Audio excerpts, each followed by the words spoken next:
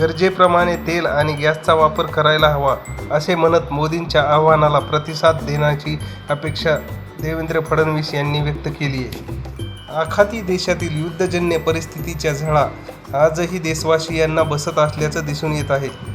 राज्यात एकीकडे पेट्रोल आणि डिझेलची कमतरता जाणवत असून अद्यापही घरगुती गॅससाठी सर्वसामान्यांना रांगेत उभं राहावं लागत आहे. सध्या आखाती देश अमेरिका आणि इराण यांच्यात शस्त्रसंधी करण्यात आली असली तरीही गतकाळातील आणि भविष्यातील परिस्थितीमुळे देशवासियांना काही बंधने घालून पुढे जावे लागेल. या संदर्भात पंतप्रधान नरेंद्र मोदींनी आज देशवासियांना काही महत्त्वाची आवाहनं केली आहेत. वर्षभर सोनं खरेदी करू नका, पेट्रोल डिझेलचा वापर जपून करा असे आवाहन पंतप्रधानांनी केलंय.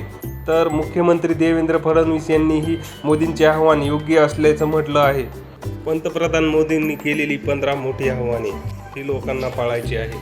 रासायनिक खतांचा वापर 50% कमी करा. नैसर्गिक शेतीकडे जास्तीत जास्त वळा, ज्यामुळे रासायनिक खतांचा वापर कमी होईल आणि ते आपल्या शेतीसाठी आणि आरोग्यासाठीही फायद्याचे ठरेल. पेट्रोल डिझेलचा वापर जपून करावा. खाद्यतेलाचा उपयोग 10% कमी करा.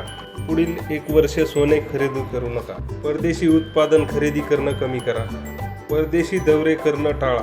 जिथे मेट्रो आहे तिथे मेट्रोचा वापर करा. कारने जायचे असेल तर एकत्र अनेक जण जा. पार्सल रेल्वेच्या मदतीनेच पाठवा. वर्क फ्रॉम होम पुन्हा एकदा सुरू करा, ज्यामुळे कर्मचाऱ्यांचा कामासाठी होणारा प्रवास टळेल. ऑनलाईन कॉन्फरन्स व्हर्च्युअल मीटिंग सुरू करा. परकीय चलन वाचवण्याकडे भर द्या. 1 वर्ष परदेशात लग्न करणं टाळा. मित्रांनो, अशी आव्हाने मोदींनी देशवासियांना केलेली आहेत. तरी असं मानलं जात आहे की एखाद्या मोठ्या संकटापूर्वीच्या या सूचना आहेत, त्यामुळे या पाळल्या गेल्या पाहिजेत आणि सावधगिरी बाळगली पाहिजे. त्यामुळे हे आव्हानं पाळणं आपल्याला आवश्यक आहे.